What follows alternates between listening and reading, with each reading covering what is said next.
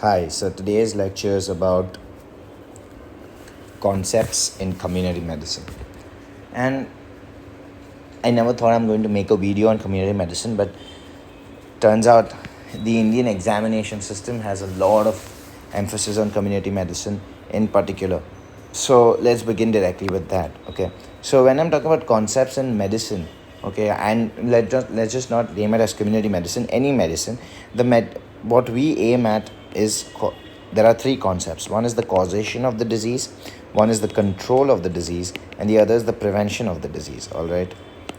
So if there is causation of the disease, what is the control of the disease, and how can you prevent it? Fair enough. So these are the three things that you want to keep in mind when a disease particularly occurs. Okay. Now let's take an example of a disease like a typhoid or a cholera. Okay. I think let's go with cholera. Okay. So what is the causative agent? It's the Vibrio cholera, but to the layman, it's the water, it's the contaminated water that's present. Okay. So water containing the Vibrio cholera. There's an outbreak. Any strain, O139, O1, Bengal, L Tor, whichever you want. Let's not get into that for now. How do you control this disease? You control this disease simply by making sure that the water is heated, okay, or it's because it's heat labile, the V cholera. Its water is heated. It's from a good source. That's your control, correct? And you can prevent it by giving a vaccine. However, you do not really want to give a Dukoral. There's a vaccine called Dukoral, if you know about it. You do not really give it, but you can control or you can prevent this disease by giving vaccination or by just any form of prevention. Okay, you could. So there are three parts to any disease. That's all this I wanted to make a point. Now there's something called as an epidemiological triad, and epidemiological triad is something that is important to understand because there can be a question upon it. A triad means a triangle, okay, but definitely not a triangle. First, let's talk about a triad, then we'll go on to a triangle, and then we'll go on to the advanced epidemiological triangle, okay. Then we'll look at that. So the epidemiological triad has three things. It has the agent, it has the host, and it has the environment, okay. So it has the agent. So let's say you have an agent, you have a host, and you have the environment. Now agent is any disease causing organism. It can be a bacteria, virus, fungi, or a parasite. Host is particularly us humans, and environment is the conducive nature that allows the bacteria to grow. Simple as that. So let's get into each of them. What do you mean by agent? Okay, agent could be a biological agent. Now, does not necessarily mean that it's just a disease-causing biological agent. It can be a chemical agent too. If it's a chemical agent, think about it. A chemical agent could be due to a deficiency or an excess. If it's due to an excess, it can be an occupational lung disorder. Fair enough. If it's due to an excess, it could be probably an intoxication, a radiological intoxication. It could be a physical agent like UV rays, heat, anything, burns, physical agent. It can be a nutritional agent. Let's say there's an excess of iron, there's an excess of copper, there's an excess of calcium that you're taking, there's excess vitamin D, correct? Vitamin D intoxication, vitamin A intoxication. So it could be chemicals. If it's, as I told you, it could be chemical as when there is an endogenous chemical. If there's an endogenous chemical increase or a decrease, like protein energy malnutrition is a decrease. So that could be an agent that falls under the category of agent. Okay, that falls under the category of agent. Host is simply us, but what are the host factors? Okay, so the host factors are something like demography of the host, okay, the nutritional status and immunization of the host, very important, the biological status of the host, the genetics of the host, okay, and the socioeconomic status of the host, the lifestyle of the host, the genetics, biological factors. And by biological, I mean what is this biological health, as in terms of his cholesterol levels, his epithelium integrity, okay, his immunization, scheduling, or let's say his immunity as such. And by demography I mean what is sex, what's his age, what's his ethnicity, because we know that there are so many genetic conditions that are present in the Ashkenazi Jews. There are so many genetic conditions that are more in the Southeast Asians compared to the uh, pan Indian course that we have, and stuff like that. So that's why that's very important. And socioeconomic status is simply because, obviously, again, a bad socioeconomic status can lead to a lot of disorders like malaria, dengue, typhoid, and that's about it. What about the environment? Environment is it can be a physical environment. It can be a so recently the Park textbook has also come up with physical environment, psychological environment, and the biological environment. Okay, biological environment. So I did not speak much about the agent. I did not write about the agent. Agents could be biological. It could be chemical. As I told you, it could be physical. Oh yeah, obviously it can be social as well. Social, like alcoholics, tobacco. Under chemical, I can also write it as nutritional to a certain extent. Now physical is like heat, light, debris, radiations. All of those are the physical environment. What about the biological environment? Biological environment is something that's like the environment, bacteria. So let's say the biological environment for a particular bacteria would be a tick. A biological environment for a particular bacteria could be a tick, because the tick bite could lead to the bacterial infestation or disease, okay, in particular. Or it could be also due to rodents, plagues, as we all know. Um and similarly, a lot of different biological environmental issues could lead to faster propagation of a particular disease in a setup. And the psychological environment is something like the culture, education, religion, a lot of religious beliefs, a lot of education, a lot of lifestyle changes, the communication, all of those practices. Like the practice of eating rodents would lead to a higher chances of plague. That's there. So that's about the epidemiological triad. Now, in the triangle, when we say it's an epidemiological triangle, it's a more advanced uh, setup. Why? Because we've taken time into consideration.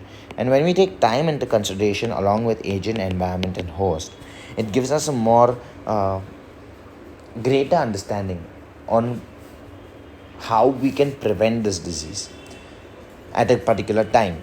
And the advanced epidemiological triangle is somewhere where we've shifted agent to a causative factor, because as I told you, the agent is naming something as a endogenous nutritional depravement is not correct to name it as agent. So what we've said is that we are going to call it a causative factor. Simple as that. Well, if it is environment, instead of calling it as environment, we do not just name it as environment, we say social status. We say the biological factors, the political, nutritional, cultural factors, all of this. Not just the environment, because environment is a very broad term. And host is not named as host, we call it now the population. Because at any given point of time, we are referring to the entire community. So let's just use population. And time is the only thing that remains constant in the advanced epidemiological triad. Okay. One more important point that Park makes, and I do not know how important is it, there's something called as web of causation. Okay. So web of causation, I just think it just gives us a very important definition. It is a model that considers all the predisposing factors all the predisposing factors to a particular disease, to a disease.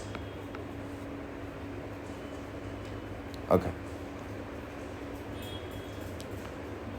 So a web of causation is basically, let's say, what can be a cause of an MI.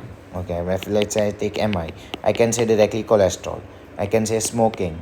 Okay, but what is the interaction between smoking and cholesterol? Smoking increases your LDL, the niacin increases your LDL, and the LDL goes in, it becomes cholesterol, increases What about cholesterol, hypertension? What about hypertension, atherosclerosis? And you know what, this is not important for us to know, but this is just an example. And when it comes in the paper, the web of causation, you can just take myocardial infarction as an example and just go around the bush, because we've spoken so much about MI throughout the year of MBBS. Throughout the entire course of MBBS, we've spoken about atherosclerosis, smoking, hypertension, cholesterol levels, LDL levels, type 2, type 2A, type 2B, hypertriglyceridemia, all of these different factors that can lead to smoking, we've spoken about, lead to MI, we've spoken about that. So that's why it's not something that's very new. I want to introduce you to a phenomenon called as an iceberg phenomenon. Now, an iceberg phenomenon is basically when you're in a ship, okay, and when, let's say, you're in the ship and you see an iceberg, the iceberg tip is very tiny compared to the actual iceberg. So the same thing that we say is that some diseases, as in not some but most of the diseases, they have only a certain part that is the clinically apparent cases. The other part of the entire iceberg is clinically missed or is undiagnosed because it's asymptomatic. Okay, so hence the diseases that show an iceberg phenomena are relatively difficult to eliminate or relatively difficult to even eradicate, because they have a lot of asymptomatic cases that are present in the population. So if someone asks you, there is a disease which has a very high of which shows the iceberg phenomenon, and there's a disease which does not show an iceberg phenomenon, which disease is going to be easier to eradicate or to eliminate from a particular cultural or a particular setting? Obviously, the one which does not show an iceberg phenomenon. So which are the diseases that do not show the iceberg phenomenon? There are only 3 diseases that do not show the iceberg phenomena. One is the tetanus, the other is the rabies, and the other is the measles. Now, the reason being that all of these 3 diseases, they very rarely come with an asymptomatic case. When you look at these particular diseases, tetanus, rabies, measles, okay, what happens is that tetanus itself can show as, obviously it can show as myoclonic contractions, etc., or rabies, if a dog has bit you, obviously at certain point of time you will have a very high mortality. You'll have almost like a 90% mortality.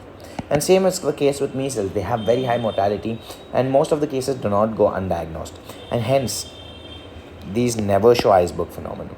Though the cases that show iceberg phenomenon are many. So just to name a few: polio. Okay, fair enough. Polio, yes, definitely. TB. TB relatively less though. So let me just make it typhoid. Mumps. Okay, so that's usually asked: is it mumps or measles? Mumps does, measles does not show. Okay, so remember, mumps does show the iceberg phenomenon. Diphtheria, hepatitis A, hepatitis B, and rubella. Okay, rubella is a dangerous disease, but yes, it does show certain amount of iceberg phenomenon. Fair enough. Now, another very important basic fact or basic term that we need to talk about is the control of diseases. First is the control phase. Second is the elimination phase. And third is the eradication. So what is control? There is a disease in the environment. Disease is present, but you are not allowing it to spread. Spread, negative. In 2 words, there is a disease, but the disease is no longer a health problem. Simple as that. Elimination means that the disease cases plus, okay, the disease cases are present. New cases, negative. No new cases. Okay. So therefore, the spread is negative. the control phase is actually targeting towards mortality negative. Okay, spread is also reduced definitely, but I think the better way to represent it in two words would be disease is positive, disease in the population is positive, but the mortality is negative. Mortality slash morbidity is negative, any one of them. Okay, so actually what does it aim at in reducing? The control phase is a phase that aims at reducing the entire duration of the disease. So its aim: decrease duration of the disease, decrease complications of the disease, decrease the financial burden on the disease, burden of the disease, because every disease does come with a financial burden. It decreases the complication, decreases the transmission of the disease, and obviously even the incidence of the disease at certain point of time. In elimination phase, the disease is no longer present. The disease is present, but the transmission is negative. So the transmission is already negative. In control phase, we are aiming at it. We can see a disease is eliminated if the control phase has become successful and the elimination is the transmission is negative. Eradication means the disease is also negative. And this is the only phase that is irreversible, because now your pathogen itself does not exist. Okay, there are no new cases. And it's a permanent phase. Okay, so if once you've reached this particular phase, you do not have to worry much about it. Okay, so that's very important. Now, talking about the elimination phase. In elimination phase, I'm saying that there are no new cases. So does that mean that transmission itself is negative? Or there could be another possibility that in the elimination phase, the cases are negative. Note, the cases will only show if there is a symptom. If there is no symptom, that means the case will not show. So in an elimination phase, herd immunity is also positive. So everyone is immune against it. Most of the entire 90% of the population is immune. Okay, and therefore the disease transmission is very low. And there is a very large decrease between the interaction of the agent and the host. Okay, so that is about the elimination phase.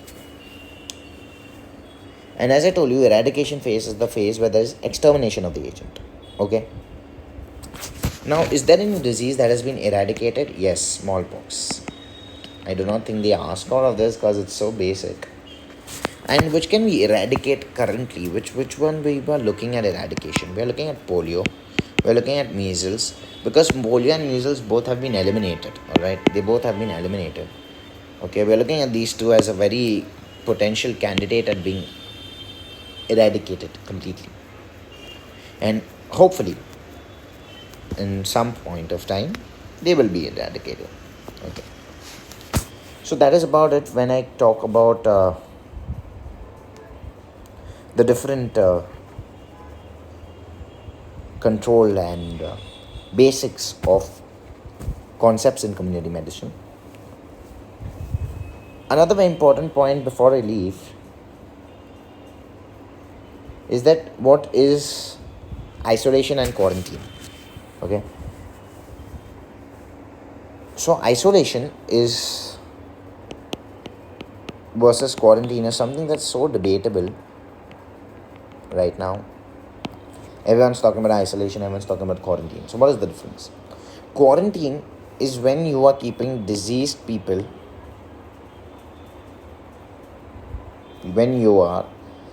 let me frame it better. Okay, quarantine is when you're keeping the normal individuals at home. And isolation is when you're keeping the diseased individuals at home. Now, what I mean by at home is I am isolating, or when the diseased people are kept isolated, they have been not allowed to interact. So when this is done, when the disease burden is low, or is not much, this quarantine is done when the disease burden is too high. So what happens? This is done for apparently healthy individuals, okay? And for how long the quarantine is done? See, now the question is that we've seen quarantines going on for months and months. Well, that's not the case. The actually the quarantine is done for a maximum incubation period known. So we had this lockdown, and the entire cities were shut and stuff. But if you just had to quarantine, you would have to quarantine only for a period of 7 to 14 days, the incubation period of COVID. That's it. But obviously, everyone does not get the infection at the same time. So a month was a very good idea. That's nothing wrong. Month, 2 months. There was nothing wrong with the decision as well. But I'm just trying to tell you that if there is a question for how long you should quarantine a patient, you should say you should quarantine for a maximum amount of incubation period known. If the incubation period you think is for 30 days, you quarantine for 30 days. But it has to be the maximum known. Alright, you can't say that it's an unknown incubation period. That's not how it works. Now, what is surveillance? Okay, now because we are into community medicine, there's something called as surveillance, and surveillance is actually checking out or the continuous scrutiny of the factors that determine the occurrence and distribution of disease and ill health. Okay, so it's the checking or security checking. I like to think of it in security check, and you check this different factors, okay, that cause the disease, different factors that cause the disease, and they also manipulate the distribution of the disease. Okay, so that's surveillance. Okay, so in surveillance there's something called as sentinel surveillance,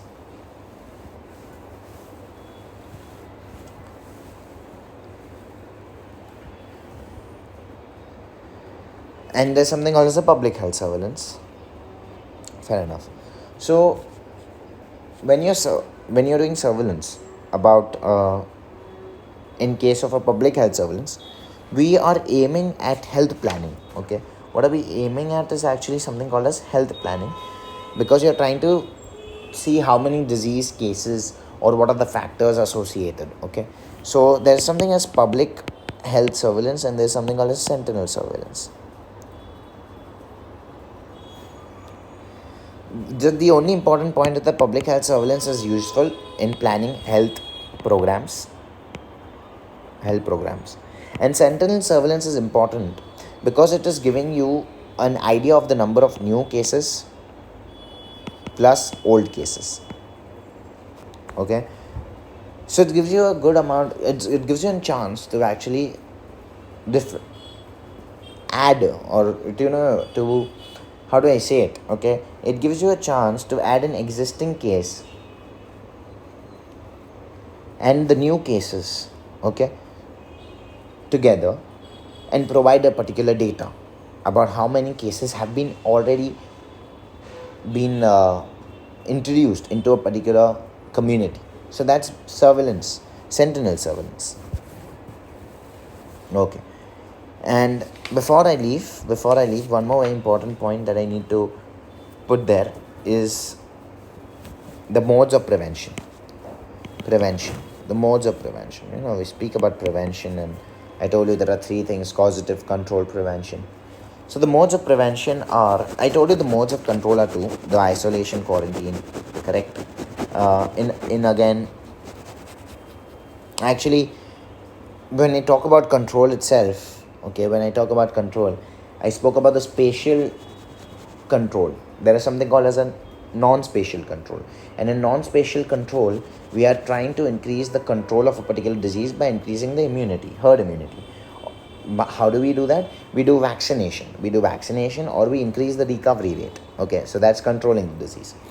Or we could do a spatial, where we are doing isolation, quarantine, or cordon sanitaire. Now, of course, cordon sanitaire is a buffer zone. Okay, Plus, in isolation, we've got something called as a defensive isolation. We've got offensive containment. Defensive is to contain the infected people so that they do not spread. Offensive is when the healthy, susceptible people are isolated, okay, so they do not spread the disease. How isolation is different from quarantine again? Why? Because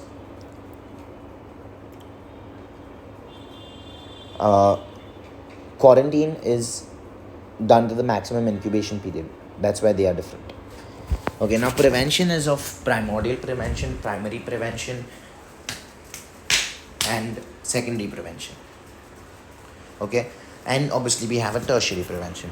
So the primordial prevention, okay, the primordial prevention is where you're preventing the risk factor. Okay, primordial risk factor, cause,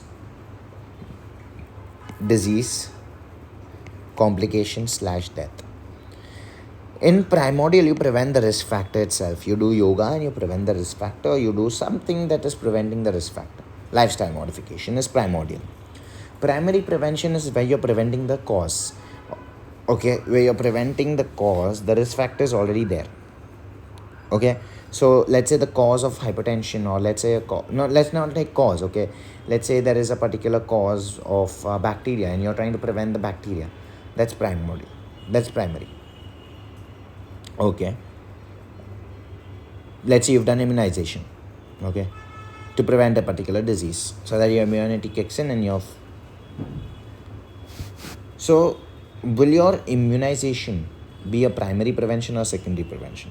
Well, I really feel that immunization can be a primary as well as a secondary. If you say that the patient has been infected and has been immunized, he has got the disease but he's not getting the complication, correct?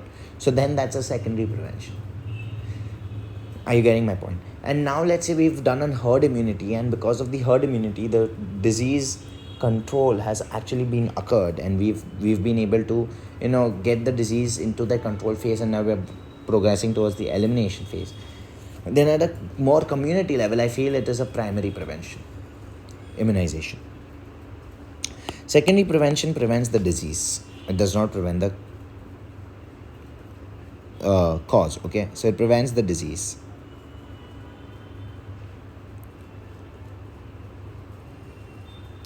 And tertiary prevention, it is going to prevent death. Okay, so let's say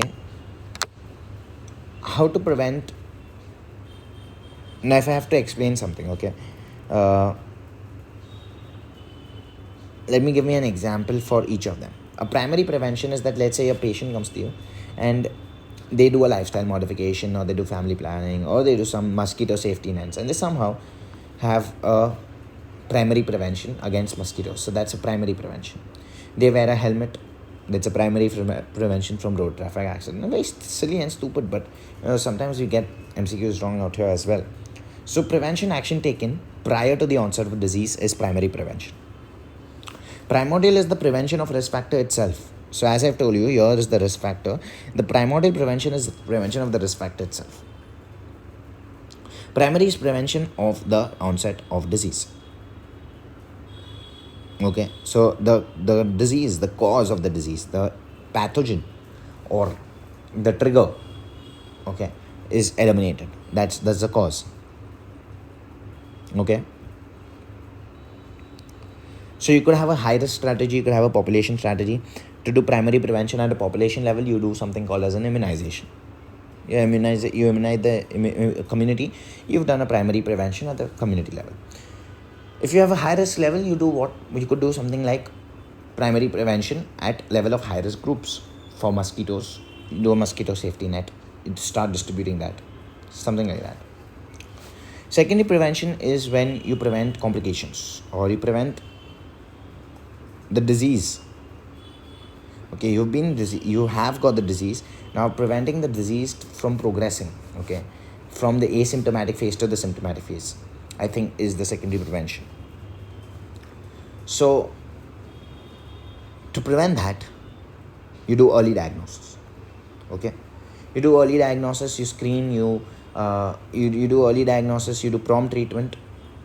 You do not allow it to go into your asymptomatic to symptomatic phase, your secondary prevention. So if someone tells you what is, oh, we did the DOTS treatment for TB, dots, we do the multi-drug therapy for TB, artesunate for malaria, all of those secondary. Tertiary is when it's intervention at the late pathogenic phase. Like, let's say the disease has occurred, you're symptomatic, and now you're trying to prevent some complication. That's tertiary prevention. So either you're trying to prevent a complication or you're trying to prevent death. It could be a disability limitation or it could be a rehabilitation. Let's say the complication has occurred, now you want to rehabilitate. Okay, so you do a reconstructive surgery, opening of the blind, schools, okay, use of mobility aid, use of prosthesis, etc. Or you do a limitation. Okay, for example, you prevent a disjunction, or you try to prevent a particular complication. So that's just your tertiary prevention. And there's something called as a quaternary prevention, where this is a new concept and it might just come. It's called the overdiagnosis, to prevent the overdiagnosis of a particular disease. Sometimes we just think of, oh, it could be this, it could be this, because we've studied so much, we might just overdiagnose it. So that's about it. And I think that we've covered most of the stuff that we had to. And I guess that's it. Cordon sanitaire, as I told you, mode of control is where we clear buffer zones, and the buffer zones are basically separating special age groups. Okay, because different age groups are susceptible to a different disease. If they ask you simple cordon sanitaire, cordon means cordon, and sanitaire is to segregate. Okay, so just make groups and segregation. That's about it. Thank you very much. This is the basic concepts of diseases.